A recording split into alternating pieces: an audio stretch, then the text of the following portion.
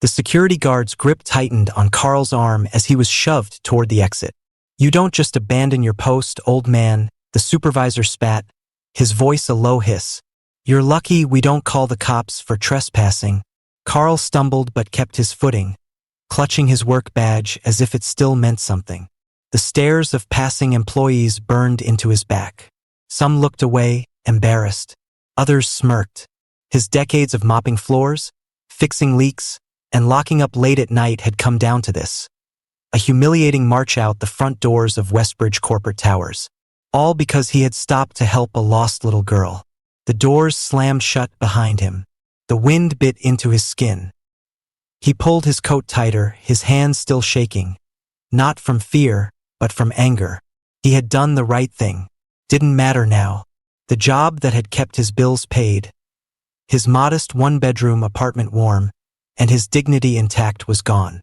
Just like that. 24 hours earlier Carl had been finishing up his late shift, the scent of lemon disinfectant clinging to his uniform. The office hallways were empty, save for the hum of printers and the faint glow of emergency exit signs.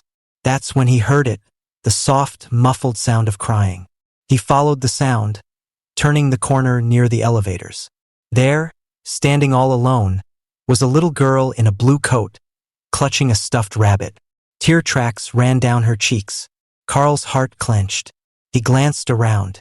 No parents. No security. "Hey there, sweetheart," he said gently, crouching down. "You lost." The girl hiccuped, nodding. I can't find my daddy." Carl sighed. He knew the rules. Janitors weren't supposed to interfere. Just call security and let them handle it. But the thought of this tiny child alone, afraid, waiting for some faceless guard to arrive? Not on his watch. "Come on," he said, offering his hand. "Let's go find him together." The girl hesitated, then slipped her small fingers into his calloused palm. Carl took her down the hall, past gleaming glass-walled offices and darkened cubicles. He stopped by the reception desk, using the phone to page security. He learned her father's name, Richard Calloway, a name that meant nothing to Carl at the time. Minutes later, a frantic man in an expensive suit burst into the lobby. "Daddy!" The girl let go of Carl's hand and ran into her father's arms. The man clutched her tight, murmuring reassurances. Then his gaze lifted to Carl. "You found her?" Carl nodded, offering a small smile. "She was near the elevators. Just needed a little help."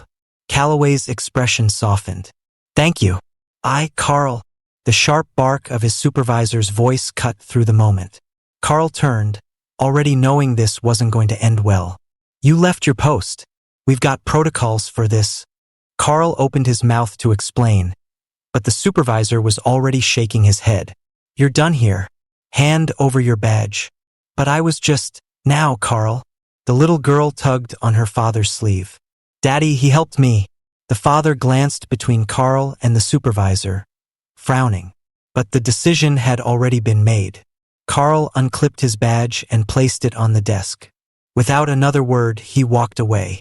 Present-day Carl had spent the last 24 hours trying to figure out his next move. Bills were due. He had no savings to fall back on. A knock at the door startled him. He frowned. He never had visitors. Opening the door, he froze.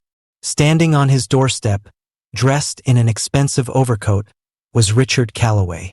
The same man from last night. The father of the little girl. Carl's pulse quickened. Mr. Calloway?" The man smiled. "I believe I owe you something, Carl." Carl blinked. "Sir, if this is about..." Calloway held up a hand. "I did some digging. You've worked at Westbridge for 20 years. Never taken a sick day. Never been late. The way they treated you? That's unacceptable." Carl said nothing. Calloway reached into his pocket and pulled out a business card. "I own Calloway Enterprises. We're in desperate need of someone to manage our facilities. Someone trustworthy. Someone who actually cares about people." Carl's breath caught. "Full benefits," Calloway continued. "Better pay. And a boss who won't fire you for doing the right thing." Carl swallowed hard. "You serious?" Calloway grinned. "Absolutely. What do you say?" For the first time in a long time, Carl let himself smile. Yeah, he said, shaking the man's hand.